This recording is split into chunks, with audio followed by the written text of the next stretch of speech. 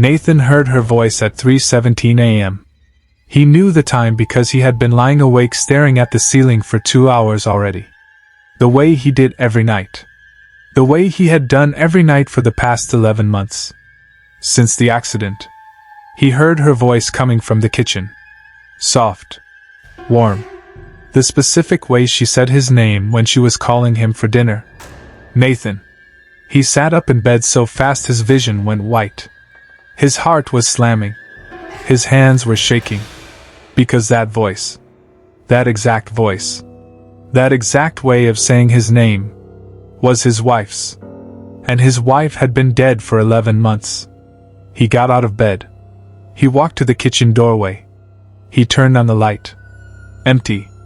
Just the kitchen. Just the counters and the sink and the refrigerator humming in the silence. He stood there for a long time. Then he went back to bed. And he told himself it was grief. That grief does things to you. That the mind of a man who lost his wife creates echoes. That he had read about this. That it was normal. He believed that. For about 3 more weeks. Then the things that happened were no longer things he could call normal. Welcome to Haunted Stories. The man I am about to tell you about asked me to call him Nathan. That is not his real name. He lives in a small town in rural Virginia. He does not want to be found. He does not want the house found. He does not want what happened to him in that house to be connected to his real identity. Because what he eventually discovered about that house, about who was in it, and why, rearranged everything he thought he knew about the year he spent grieving his wife. And about the woman he was before her. The woman he made a terrible decision about. And who had apparently never forgiven him for it. Nathan and his wife Claire had been married for 6 years. He told me she was the kind of person who made every room brighter just by walking into it. Not a cliché. An actual observable fact. People turned toward her the way plants turn toward It. She died in October. A car accident on a wet highway outside Richmond. She was coming home from visiting her sister. She never made it. Nathan was 38 years old. He had no children. He had no family nearby. He had a house full of her things and a silence so complete it had weight to it. He stayed in their house for a year. Because leaving felt like leaving her.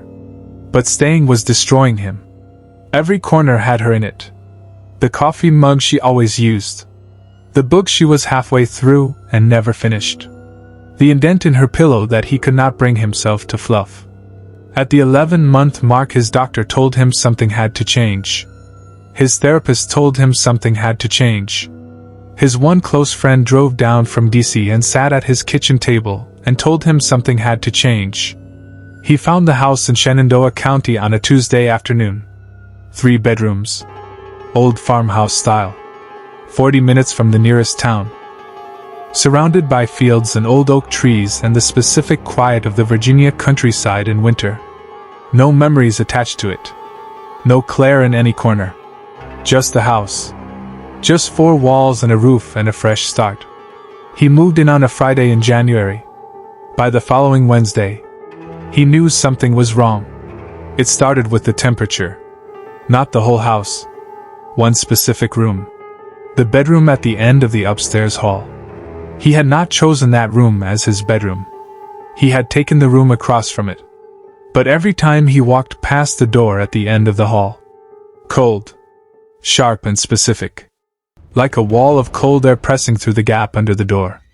He checked the room. Old window seals. He caulked them. The cold remained. He called the HVAC company. They checked the vents. Everything working normally. The cold remained. He put a thermometer outside the door and one inside. The hallway read 68 degrees. Inside the room at the end of the hall. 43. In a house with central heating running full blast. 43 degrees. Then the voice started. Always at night. Always around 3 a.m. His name. In Claire's voice. Nathan. Coming from different parts of the house. Sometimes the kitchen. Sometimes the bottom of the stairs. Once from directly outside his bedroom door. So close he could have opened the door and touched whoever was saying it. He opened the door. Empty hallway. And at the far end, the door to the cold room, standing open. When he was certain he had closed it, he called his therapist, Dr. Weston, a calm woman who had helped him through the worst months after Claire died. He told her about the voice. She did not dismiss it. She said, "Nathan, grief hallucinations are completely documented.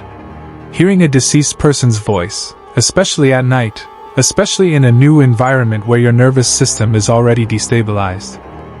She said, "This is your mind processing. Not a breakdown. Not a haunting. Your mind keeping her close because letting go.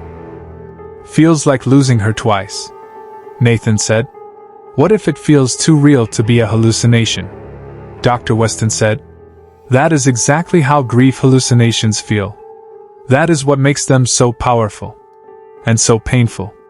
Nathan thanked her. He hung up. He sat at his kitchen table. And he thought about what Dr. Weston had said. He thought about it for a long time. And then from upstairs. Very clearly. Very close. His name. In Claire's voice. Nathan. He started a log. Date. Time. What he heard. What he saw. What the temperature was. He had spent 20 years as a civil engineer. He dealt in data. In measurable things. In facts that could be verified. If something was happening in this house, he was going to document it. Over the following 3 weeks the log filled 17 entries. The voice, always at 3 a.m., always his name, always Claire's voice. The cold room, temperature consistently 15 to 20 degrees below the rest of the house regardless of heating. The door at the end of the hall, found open every morning regardless of how many times he closed it. And something new. Shadows. Not cast by anything. Not moving with the light. Just present. In the corner of rooms. Specifically the corners. Tall. Thin. The shape of a person standing very still. He would look directly at them, and they would not move. He would move toward them, and they would be gone. He would check the corner. Nothing. He stopped sleeping in his bedroom. He started sleeping on the couch with every light in the downstairs on. That helped for exactly 2 nights. On the 3rd night he woke up on the couch at 3 a.m. And Claire was sitting in the armchair across from him. She was wearing the blue dress she had worn on their first date. Looking at him. Not smiling. Just looking. He said her name. She did not respond. He reached his hand out toward her. She was gone. Nathan sat up on that couch for the rest of the night. And when the sun came up he picked up his phone and he called a paranormal investigator. Not because he believed in ghosts. Because he had run out of everything else to believe in. The investigator's name was James. He came on a Saturday. Walked through the house. Checked every room. When he got to the door at the end of the upstairs hall he stopped. His equipment spiked before he even opened the door. He looked at Nathan and said, "How long has this room been like this?" Nathan said, "Since I moved in." James opened the door. He stood in the doorway for a moment. He did not go in immediately. He checked his temperature reader. 41 degrees. He checked his electromagnetic reader.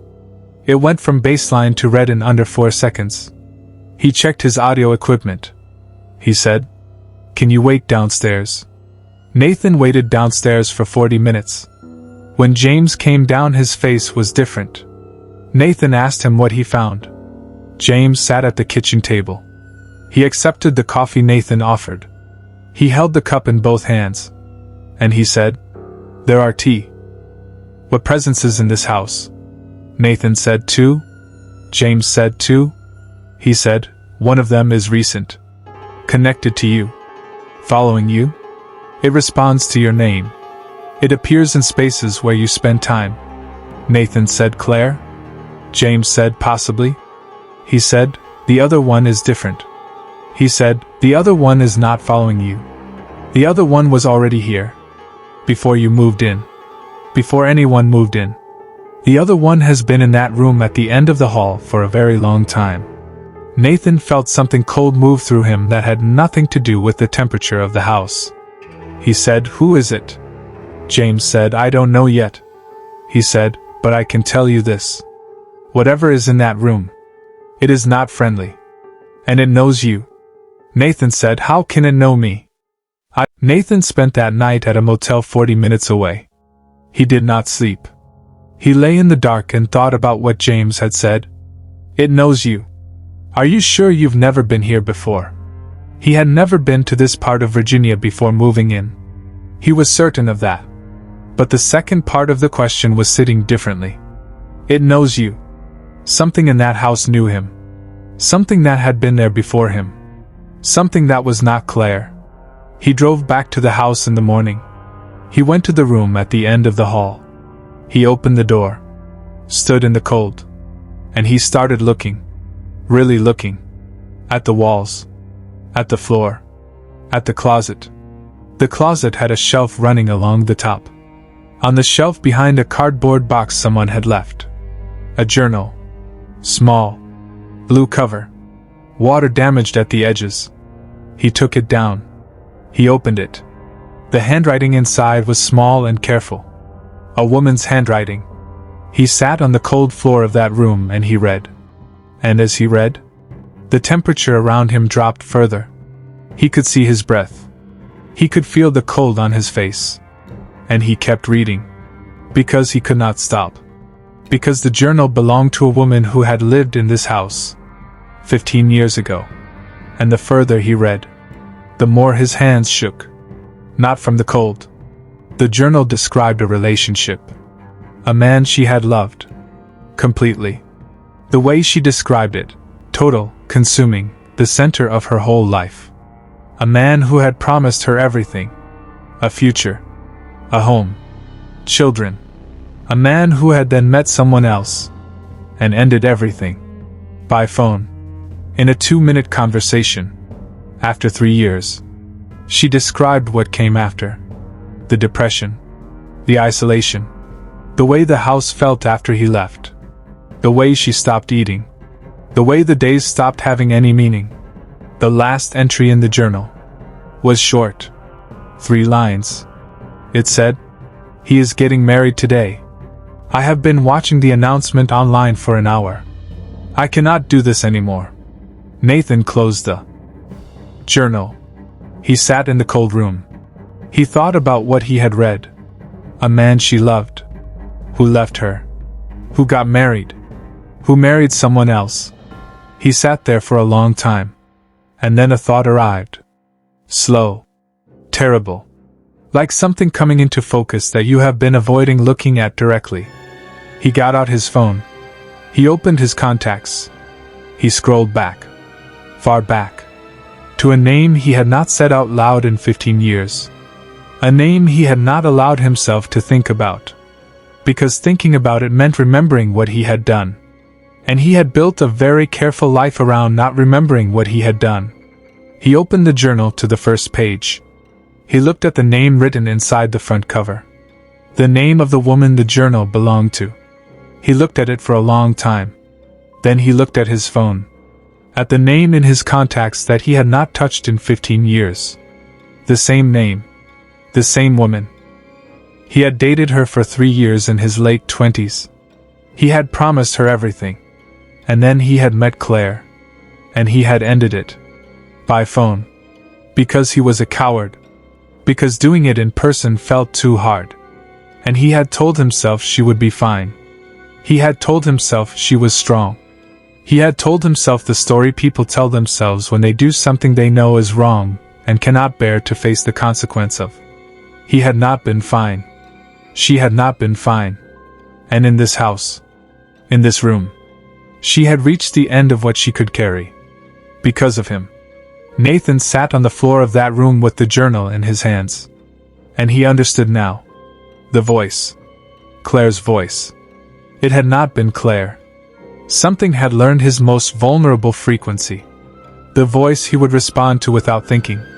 The voice that would make him come. Make him stay. Make him stay in a house where it could watch him. The way he had let her watch him from a distance when he married Claire. The way she had been watching. For 15 years. From the room at the end of the hall. Waiting for him to come close enough. Close enough to feel what she had felt. Completely alone. In a room she could not leave. Nathan left the house that afternoon. He has not gone back. He is living in Richmond now. He told me this story 6 months after he left. Sitting in a coffee shop in the afternoon. Daylight and noise and ordinary life all around us. And he was still not okay. Not because of the fear. He said. The fear is not the thing I carry. He said. The thing I carry is this. For 11 months I thought someone was watching over me. I thought Claire was with me. Reaching back. Saying my name. Keeping me company in the worst year of my life. He stopped. He looked at his coffee. He said. It wasn't Claire. It was never Claire. It was a woman I hurt so badly she didn't survive it. Using the one voice she knew I would always answer. The one voice she knew I could never ignore. He said. I don't know if that's haunting. I don't know if that's revenge. I don't know if that's grief that had nowhere to go but back to the person who caused it. He said. I just know that every time I heard that voice. Every time I thought Claire was with me. It was her. And she was not comforting me. She was reminding me. That some things you do not let you go. No matter how carefully you build your life around forgetting them. No matter how far you move. No matter whose voice comes calling in the dark. The things you leave behind. Stay. This has been Haunted Stories. Subscribe if you dare.